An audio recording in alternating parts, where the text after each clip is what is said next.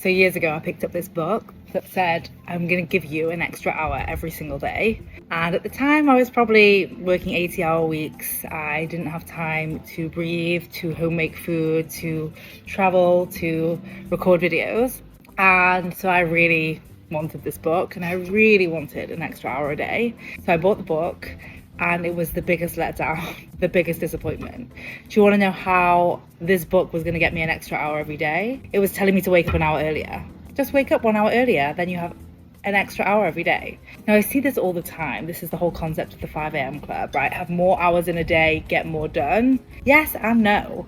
Did you know that your brain literally responds differently when you are tired? Decisions take longer, you're more likely to make bad decisions. There are necessarily bad decisions, but you're more likely to, for example, we're more likely to snack late at night on sugary foods. Even if we've made the conscious decision not to eat sugary foods, we're more likely to have physical accidents when we're tired. So the answer to getting more time in the day cannot come from waking up earlier. It cannot come from waking up an hour earlier. And for many of us, it doesn't come from waking up at 5 a.m. Like, that sounds great. I remember years ago coaching someone, and they were like, I'm just going to get up earlier, and then I'm going to do all the things. I was like, you do that experiment and let's see what happens. And they did the experiment, and they woke up earlier, and they had a young child at the time, so they were waking up earlier to get ahead of things before the baby woke up. But then they were with the baby all day, and they were exhausted, and it threw off their whole day because they set themselves up to be already exhausted by a newborn.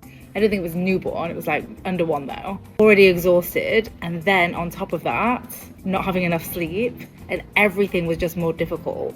Like, making the kids food was more difficult, having patience with the kids, playing, getting dressed, like all the things were more difficult because they'd wanted more time in the day. And the solution that they've seen, that many of us are presented with, is to sacrifice sleep. So I really invite you to stop sacrificing sleep as a way to have more time. It is not sustainable. It's not even successful in the short term. And instead, if you want to have more time in your week, comment week below, and I'm going to share with you the productive week method that I use to 30x my business, to reduce my work week to 15 hours, to be here on a month-long vacation in Spain, to get more done in 3 hours than I typically did in an entire week. Because it's not just about adding more hours, it's about using the hours that you have better. And that's what the productive week method will teach you.